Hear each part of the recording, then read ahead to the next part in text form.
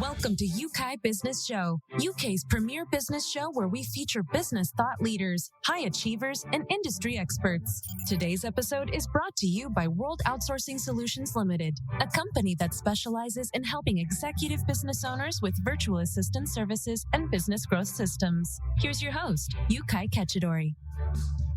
Hey guys, it's Yeukai once again on this very special episode. And with me, in fact, I'm very, very excited about today because we're going to talk about something that business owners often don't talk about because of many reasons, which we're going to discover in today's show. But it is enjoying your business now. Enjoy your life right now when you're running your business. And with me is Andrew Miller, who's an expert in this area and has been helping business owners to lighten up a little bit. He's going to be sharing with you the strategies that work today so that you can enjoy your business life today. Andrew, thank you so much for joining us here on the show. It's a pleasure to be here, and thank you for inviting me. I'm looking forward to the conversation, and obviously hope that we can get some good information out to the people listening and help them, as you say, lighten the load, if nothing else, but really getting some passion. And you know, my strapline, what I was trying to do is, my belief is that you should enjoy what you do, and actually I want people to enjoy their business so much it makes their bits tingle. Yes, indeed. And you've written a couple of books, and one other book which I think is worth noting here, it is More Than Just Money. Tell us a little bit about that before we rush on to talk about enjoying your business now. The book More Than Just Money is kind of an amalgamation of all the other. I've written about 8 books now. I think I lose track. But it's putting together the thoughts I've got into a sort of a quite small, easy to read collection of everything. But it runs through the business enjoyment model, the different stages that you need to explore, and actually how you can use that model to essentially find a solution to any problem that you've got in business and life, really, in reality. But underlying that is my belief that the measure of success that we use in business is wrong. Yeah. And ultimately, even though when you speak to anybody individually, they know it, they will tell you an answer. But the reality is, in society, the way we behave is that we base success all around about how much money we make. Yeah. And totally get that you need to make money. Don't have an issue with making money. Bring money on, no problem. But it's when we focus on just that and forget about the other things that we start falling into traps. Yes, like enjoying the journey, your family time, and all great other things that often left behind or set aside. But I'm glad we have you today, Andrew, to talk about these things. And for those people who haven't come across your work and what you've done and a bit of your history, would you just give us a snapshot of who you are and how you got to where you are today? Yeah, and packing quite a lot of time into a very brief few sentences. But historically, I used to be an accountant. Hooray, always exciting. Yeah. But specifically, I was an insolvency practitioner. Used to work for KPMG, which is one of the large global firms. My job was to take over companies that have gone bust, run them, and with the intention of making a profit, turning them around, and then selling them, and keeping them intact. And that was the objective. Yeah, I can imagine the conversations, when you're telling people what you used to do, sort of reactions you get. Well, I got those reactions at the time, to be honest. I mean, the standard phrase that I would get from most people is, "Hope I never meet you again." But it's quite an intense and ultimately serious business. There's a lot of people that suffer as a result of it. But from my point of view, huge amount of experience, because my job was running businesses. That's you got people. It was hands-on stuff. It was none of this sort of theoretical stuff in the boardroom. It was right there in the coalface, negotiating with people, haggling with people, getting the team on board, working with what you've got around you, and every kind of business you can imagine. But there's this dark element, because you've got people losing their jobs. You've got business owners who put everything into that business, not just money, but their entire soul has gone into creating this thing, and it's collapsing in front of their eyes. Yes. And it's when you see these sort of things, you appreciate how much there is an emotional connection between who we are and the businesses that we run. When I first moved into the coaching space, I sort of focused on helping people get through that trauma of losing a business. From the personal side, we've got people dealing with the business side. That's what I've done before. But how do they go through it? It's a grieving process that they're going through. And part of it is separating that emotion away from what is, business is essentially a number at company's house. It's the real skill, the real talent lies within the individual, and that transports on. And sometimes we learn to let go of things that aren't working and recognize their own power. Sort of thing. Yeah, and one of the discoveries that you made, in fact, we were talking about this before we jumped on to record this interview, is you discovered that successful people were having terrible time. People who were not so successful were having really difficult time, and you had a light bulb moment that, hang on a minute, something is not quite right. Talk to us about that. Well, as I said, the working very much in that niche of getting people through the difficult phases, you can understand why they're not in a great place and all the things that go around that. And you had to go deep into some psyches every now and again and learn a lot of therapeutic techniques to help them get over the hurdles and on the trauma of what was going on. But then what I noticed was, as I worked with other businesses in different stages and met people networking and met businesses doing really well, some doing really, really well, you speak to them and they weren't really enjoying it either. So the guys losing the business, they've got an excuse. And again, they love the thing that they did. Most people had at the core of it a job, a day-to-day thing that they enjoyed, but it's all the bits around it and all the traps and the traumas that came up from it. And that experience myself, as I'd sort of, having been in a corporate environment, you're kind of protected from a lot of things. As soon as you step out into that world and you're in charge of your own business, there's nowhere to hide. And I know all your fears or your bad habits, all the things are just there for you to see, if not anybody else. And whilst you can do the thing, everything else can cause stress and anxiety and all that sort of stuff.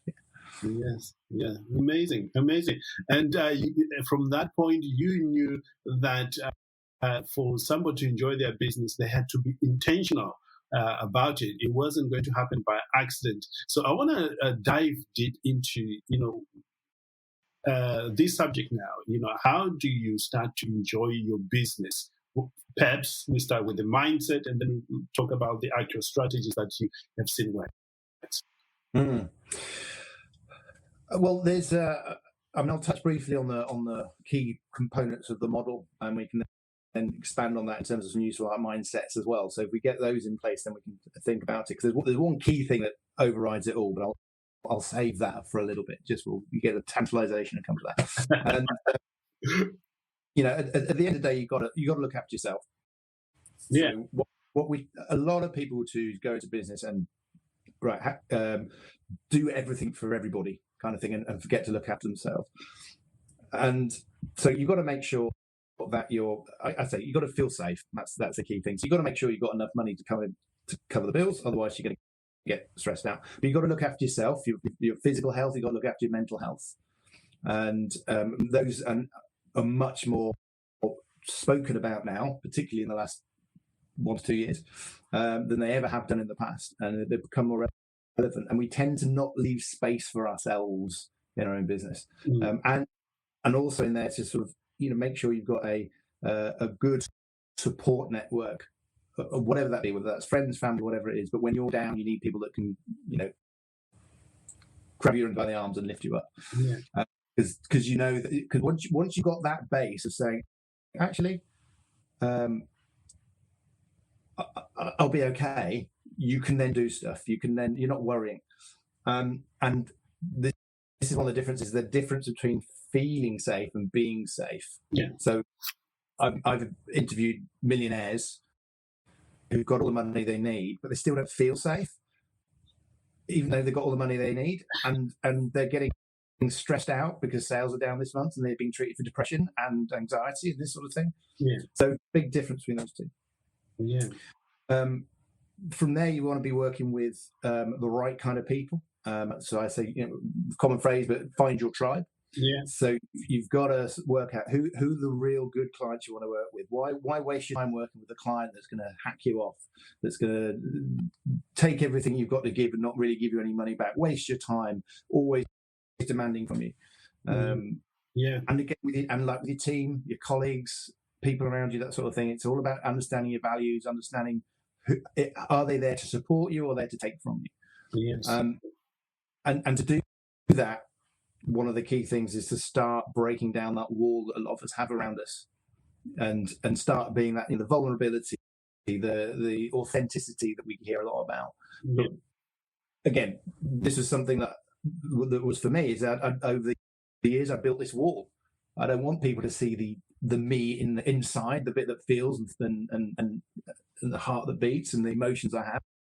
I've got to be this person that looks like a successful person. I need to wear that suit and go with that smile and create a character that isn't really me. Yeah.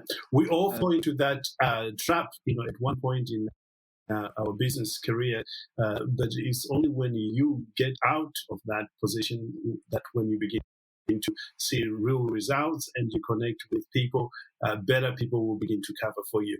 I love what you say there, those first 2 points. One, knowing, looking after yourself mentally and all that, truly important.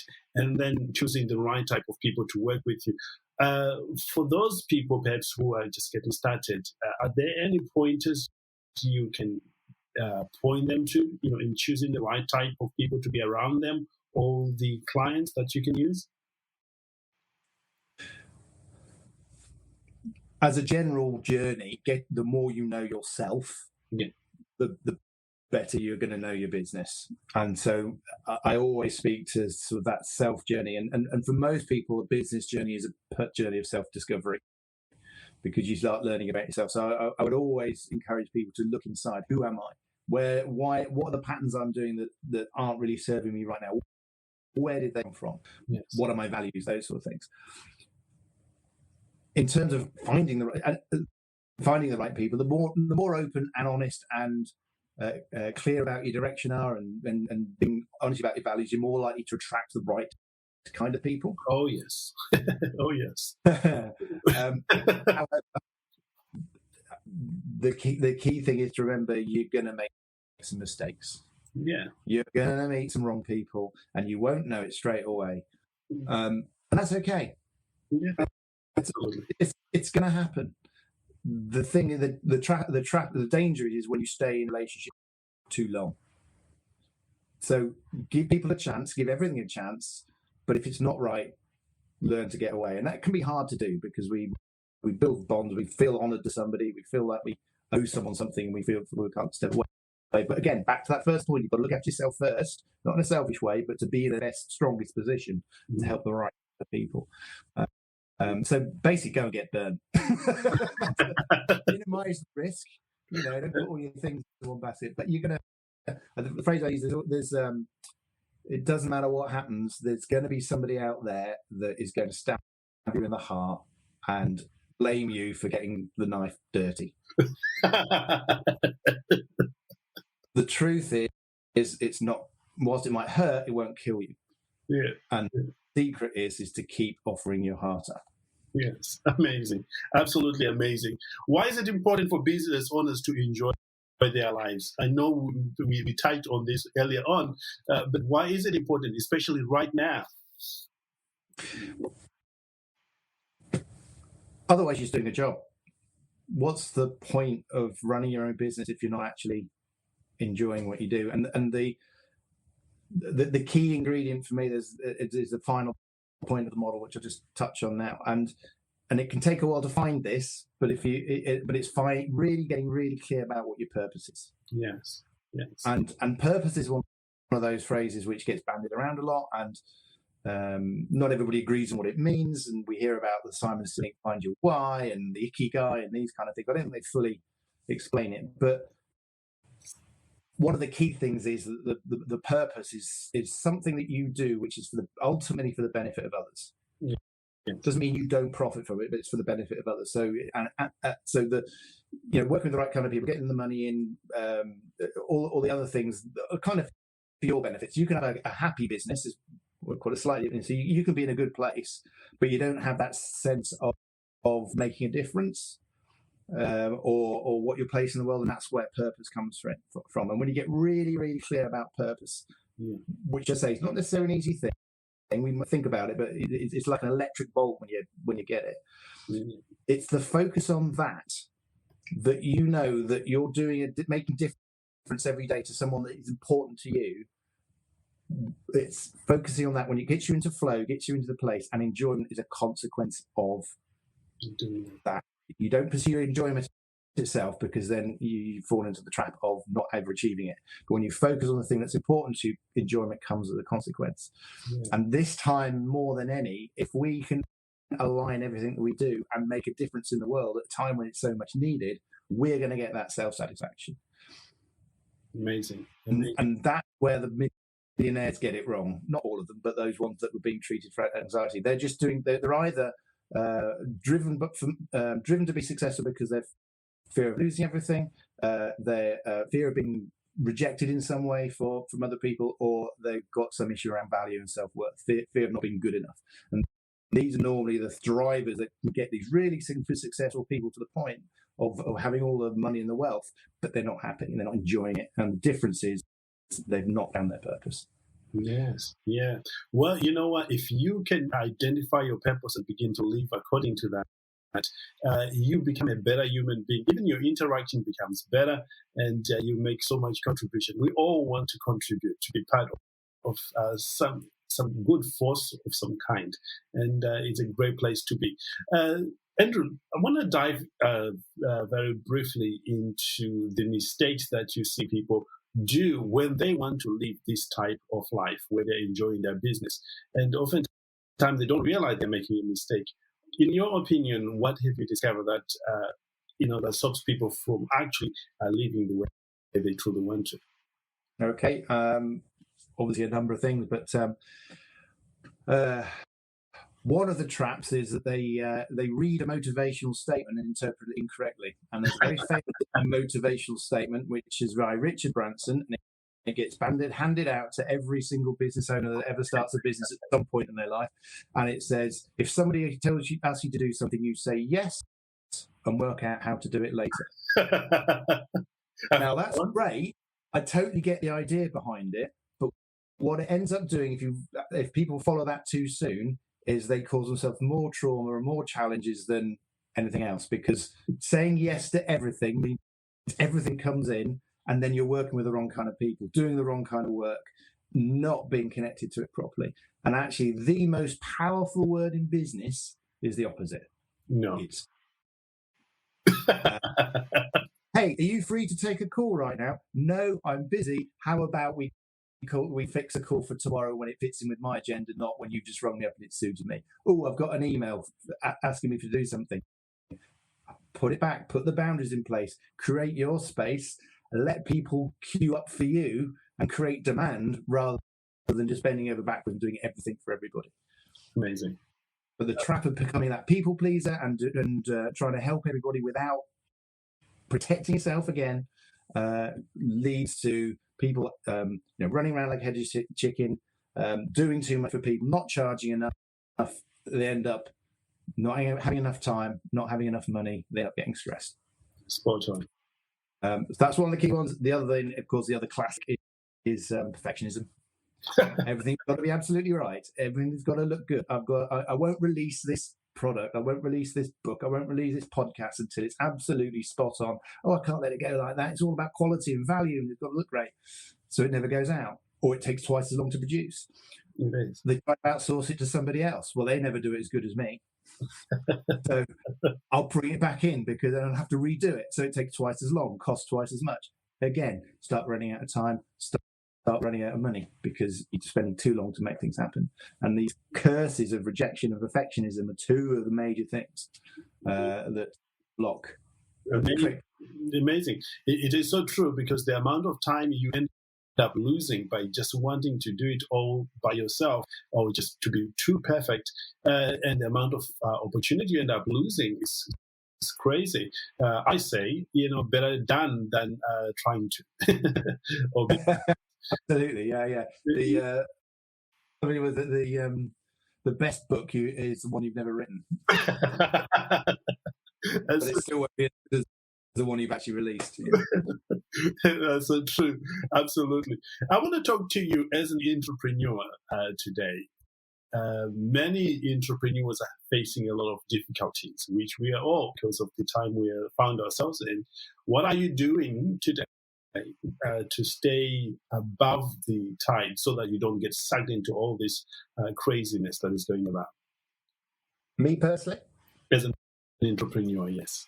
Yeah. Well, it's interesting a year ago when we first heard about the lockdown, when the very first one came down in March 2020, my reaction was, wow, opportunity. That's a good mindset right there. And just to be clear, I mean, everything I do is for other people. I want to get something out of it, but it's how I can help people. And I've always got to be mindful about making sure that there's something in it for me. I mean, everything I talk about is stuff I've gone through. It's not like I'm lording over it and saying I'm perfect. No, it's but for me, it's like, oh my God, there's so many people out there that are going to need help. What can I do to create something that's going to help people in this time? What can I do to work on my resources? And every time, and this is what I do with that sort of thing, is it always comes back to self. What can I do? Not what's the government going to do for me? What funding am I going to get? Who's going to help me? It's what can I do? And then who can I get? Then who can I get to support me, or how can I get help? So my actual business sort of, my one-to-one stuff disappeared overnight. I had some group membership which was decimated, but I did have a couple of other things that actually were doing quite well or expanding during the period, because I was working with accountants who were going through, were looking for extra support because they were helping other people. So because I had a diverse range of different things, they were keeping me steady. So I then had to think about what I currently had. How can I change that around for the current market? So I've completely restructured the format and the marketing of some of the things that I'm doing, because it had been all very physical based meetings and going to places. It's like, okay, I can easily switch it online, but actually how I promote it is different. So I've got to think about how that's going to look, how that's going to be. And then once I got clear about what I want to do, now I'm asking for people for support and help and work running on that basis. So the starting point, as I say, you come back to yourself. What can I do? Let's assume I'm not going to get any help, not going to get any support. Let's suppose it's all within my control. Then move forward, and then look for the extra support. Amazing mindset there. And imagine if a lot more entrepreneurs adopt that mindset of what can I do? How can I add more value? How can I pivot with these? Things will be a lot better and easier for a lot of people. As we're coming toward the end of our time here, Andrew, I know there will be people who wants to learn more about enjoying their business, and you are the man. Where can they find you? Well, I have a website, the strangely titled businessenjoyment.com. So www.businessenjoyment.com. If you go on that, you will get a little pop-up, and it will invite you to put your email address in. Scary. But you get a download of the More Than Just Money book that we're talking about, which will talk you through the business enjoyment model, how you can use it to find solutions to any issue. Doesn't mean you'll get a handful of emails from me as a consequence as an automatic process, but I'm not a spammer, so don't worry. It's going to be free resources, some extra stuff. There's a business cheat sheet you're going to get, which is everything you need to know about business on one side of A4.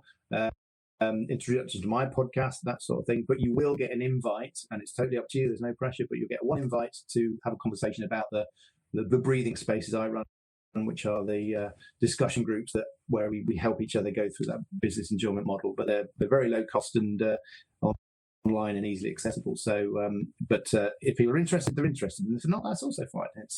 It's a choice. Enjoyment is a choice. Yes, indeed. You know what? It makes sense to want to enjoy business, and I'm sure you can enjoy business because a lot of people are doing it. If you are not doing it, you're missing out. You better find out. We always say, if you want something you've never done, you've got to do something you've never done. Well, I think I've said that wrong. If you want something you've never had, you have to do something you've never done.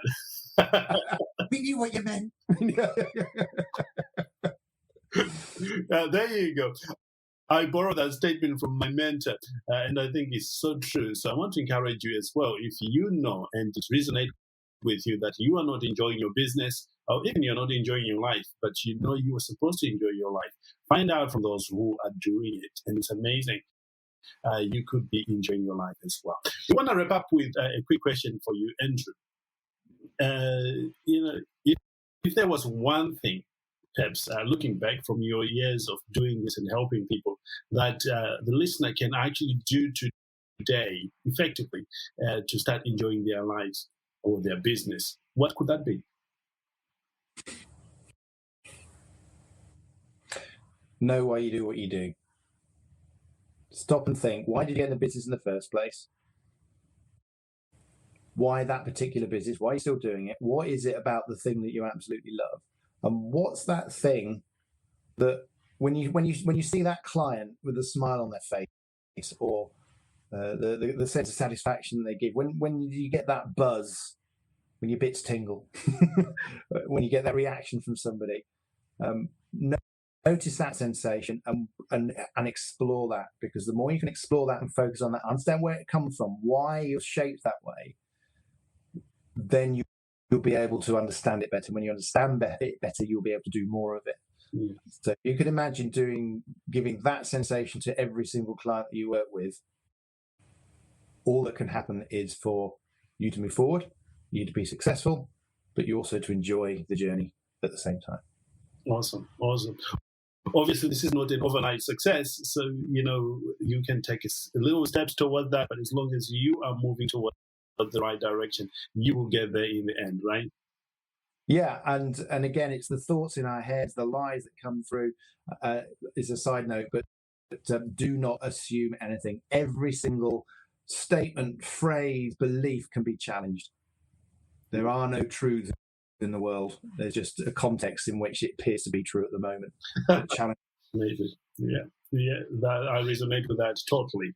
Well, there you go, ladies and gentlemen. Be intentional about enjoying your business life. It's not going to happen without you taking action, without you planning for it, or without you consulting others who have done it, learning what they are doing, so that you too can do that. We truly believe that you can enjoy your life in your business now, when things are not so well, and also in future when you've got all your other areas covered. So we want to encourage you to click the link below and go straight to Andrew's website and find out more, or just reach out in the community. We'd love to have a conversation with you about this and how you found this podcast today. And with that said, I want to encourage you as well to join us on Clubhouse, where we are broadcasting every week from 9 o'clock UK time, Monday to Friday.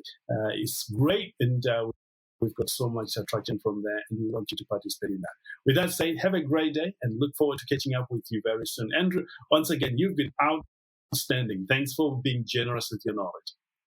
Thank you for having me on, Yeukai. It's been brilliant. Awesome. Bye for now. Thank you for listening to Yeukai Business Show. We will be back to bring you more episodes with success stories and advice straight from the experts. Want more? Check out www.yukaibusinessshow.com. Get your free trial of our virtual assistant service today. Just visit www.worldoutsourcingsolutions.com. Quote WOS18 or send us an email at support@worldoutsourcingsolutions.com.